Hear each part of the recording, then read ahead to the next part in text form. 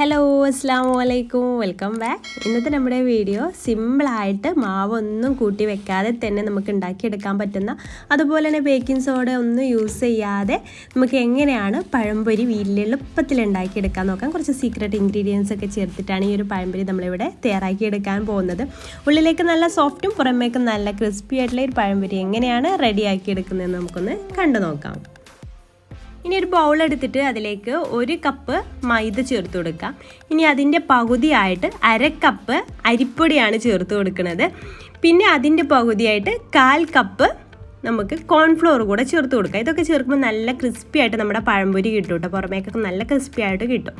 അപ്പോൾ അതും ചേർത്ത് കൊടുത്തിട്ടുണ്ട്. ഇനി നമുക്കിതിലേക്ക് ചേർത്ത് കൊടുക്കേണ്ടത് ആവശ്യമായിട്ടുള്ള പഞ്ചസാരയാണ്. അപ്പോൾ പഞ്ചസാര നമ്മളിങ്ങനെ പൊടിച്ചിട്ടോ അതല്ലാന്നുണ്ടെങ്കിൽ മെൽറ്റ് ചെയ്തിട്ടൊന്നും ഇട്ട് കൊടുക്കേണ്ട ആവശ്യമില്ല. ഇതുപോലെ നേരിട്ട് അങ്ങ് ഇട്ട് കൊടുക്കുക, നമ്മുടെ മധുരത്തിനനുസരിച്ച് ഇട്ട് കൊടുക്കുക. പിന്നെ ആവശ്യത്തിന് ഒരു നുള്ളു ഉപ്പ് കൂടെ മധുരമൊക്കെ ഒന്ന് ബാലൻസ് ചെയ്യാൻ വേണ്ടിയിട്ട് അതും കൂടി ഇട്ടിട്ട് നന്നായിട്ടൊന്ന് മിക്സ് ചെയ്തെടുക്കുക. എന്നിട്ട് ആവശ്യത്തിനുള്ള വെള്ളവും ചേർത്ത് കൊടുക്കുക. നമ്മളിതിലേക്ക് ബേക്കിംഗ് സോഡ ചേർക്കുന്നില്ല കേട്ടോ. ഈ ഒരു മാവ് ഉണ്ടാക്കി ഉടനെ തന്നെ നമ്മളിത് ഫ്രൈ ചെയ്തെടുക്കുന്നുണ്ട്. അപ്പോൾ ആവശ്യത്തിനുള്ള വെള്ളം കുറേശ്ശെ ആഡ് ചെയ്തിട്ട് മിക്സ് ചെയ്തിട്ട് നോക്കുക കേട്ടോ. അപ്പം വെള്ളം ഒരുപാട് കൂടി പോവുകയും ചെയ്യരുത്, ഒരുപാട് തിക്കാവുകയും ചെയ്യരുത്. എന്നാൽ തിക്നെസ് കുറഞ്ഞു പോയാലും നമ്മുടെ നല്ല ഫ്ലഫി ആയിട്ട് നമ്മുടെ ആ ഒരു പഴംപൊരി കിട്ടില്ല കേട്ടോ, അത് ശ്രദ്ധിക്കുക. പിന്നെ ഒരു കളറിന് വേണമെന്നുണ്ടെങ്കിൽ മാത്രം കുറച്ച് മഞ്ഞൾപ്പൊടി കൂടെ ചേർത്തിട്ട് നന്നായിട്ടൊന്ന് മിക്സ് ചെയ്തെടുക്കുക. ഇനി നമ്മൾ സീക്രട്ട് ആയിട്ടുള്ള ഇൻഗ്രീഡിയൻറ്റ് എന്ന് പറയുന്നത് ഇതാണ്. ഒരു 1/4 കപ്പ് ചോറാണ് കേട്ടോ, വേവിച്ച് വെച്ചിട്ടുള്ള ചോറ് അരച്ചെടുത്തതാണ്, കുറച്ച് വെള്ളത്തിലൊന്ന് അരച്ചെടുത്തതാണ്. അപ്പോൾ അതുകൂടെ ഇതിലേക്ക് ചേർത്ത് കൊടുക്കുക. അപ്പോൾ ഉള്ളിലേക്ക് നല്ല സോഫ്റ്റ് ആയിട്ടുള്ള പഴംപൊരിയായിട്ട് നമുക്ക് കിട്ടും കേട്ടോ.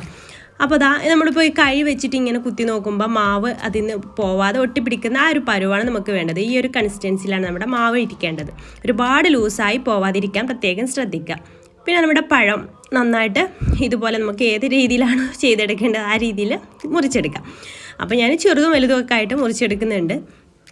അപ്പോൾ നിങ്ങളുടെ ഇഷ്ടത്തിനനുസരിച്ച് മുറിച്ചെടുക്കുക. അപ്പോൾ ഓവറായിട്ട് പഴുത്ത പഴമാകുമ്പോൾ നമ്മുടെ പഴംപൊരി ഉണ്ടാക്കുമ്പോൾ നിങ്ങൾക്ക് അറിയാൻ പറ്റും, അത് ആ ഒരു മാവിൽ നിന്ന് പുറത്തേക്ക് ഇങ്ങനെ വരും. അപ്പോൾ ഓവറായിട്ട് പഴുക്കുകയും ചെയ്യരുത്, എന്നാൽ പഴുക്കാതിരിക്കുകയും ചെയ്യരുത്. നല്ല കറക്റ്റ് പഴുപ്പാവുന്ന ആ ഒരു രീതിയിലുള്ള പഴമാണ് നമ്മളിതിന് വേണ്ടിയിട്ട് എടുക്കേണ്ടത്. അപ്പോൾ ഓയിൽ നന്നായിട്ടൊന്ന് ചൂടായിട്ട് വന്ന ശേഷം നമുക്കതിലേക്ക് മാവിൽ മുക്കിയിട്ട് നമുക്ക് ഓരോ പഴംപൊരിയും പൊരിച്ചെടുക്കാം. അപ്പോൾ അതുപോലെ നമുക്ക് മാവിൽ മുക്കിയിട്ടൊന്ന് പൊരിച്ചെടുക്കാം. ഓയിൽ നന്നായിട്ട് ചൂടായിട്ടുണ്ട്. ഇട്ട് കൊടുക്കുന്ന സമയത്ത് നല്ല ചൂട് വേണം കേട്ടോ. എന്നിട്ട് പിന്നെ ഒരു മീഡിയം ഫ്ലെയിമിലേക്ക് ഇട്ട് കൊടുത്താൽ മതി. അപ്പോൾ നിങ്ങൾക്ക് കാണാൻ പറ്റുന്നുണ്ടാവും നന്നായിട്ട് തന്നെ പൊങ്ങി വരുന്നുണ്ട്. നമ്മൾ ബേക്കിംഗ് സോഡ ഒന്നും ചേർക്കാതെ തന്നെ നമ്മുടെ പഴംപൊരി നന്നായിട്ട് പൊങ്ങി വരുന്നുണ്ട്. അപ്പോൾ കുട്ടികൾക്കൊക്കെ നമുക്കൊരു സംശയം കൂടാതെ ഉണ്ടാക്കി കൊടുക്കാൻ പറ്റുന്ന ഒരു പഴംപൊരിയാണ് ഈ രീതിയിൽ ഉണ്ടാക്കിയെടുത്താൽ. അപ്പോൾ എല്ലാവരും ഒന്ന് ട്രൈ ചെയ്ത് നോക്കണം കേട്ടോ. അപ്പോൾ ഒരു ഭാഗം ഒന്ന് ആയി വരുന്ന സമയത്ത് നമുക്ക് മറിച്ചിട്ട് കൊടുക്കാം. 2 സൈഡും ഗോൾഡൻ ബ്രൗൺ കളർ ആകുമ്പോൾ നമുക്ക് ഓയിലിൽ നിന്ന് കോരിയെടുക്കാം. അപ്പോൾ നമ്മുടെ കിടിലം പഴംപൊരി ഇവിടെ റെഡി ആയിട്ടുണ്ട്. ഇതുപോലെ ബാക്കിയുള്ളതെല്ലാം നമുക്ക് ഫ്രൈ ചെയ്തിട്ടെടുക്കാം. നല്ല ടേസ്റ്റിയും നല്ല ക്രിസ്പിയും നല്ല സോഫ്റ്റും ആയിട്ടുള്ളൊരു പഴംപൊരിയാണ്. അപ്പോൾ എല്ലാവർക്കും ഈ വീഡിയോ ഇഷ്ടപ്പെട്ടിട്ടുണ്ടെങ്കിൽ ഒന്ന് ട്രൈ ചെയ്ത് നോക്കുക. ട്രൈ ചെയ്തിട്ട് ഫീഡ്ബാക്ക് എന്തായാലും കമൻറ്റ് ബോക്സിൽ അറിയിക്കാൻ മറക്കരുത് കേട്ടോ.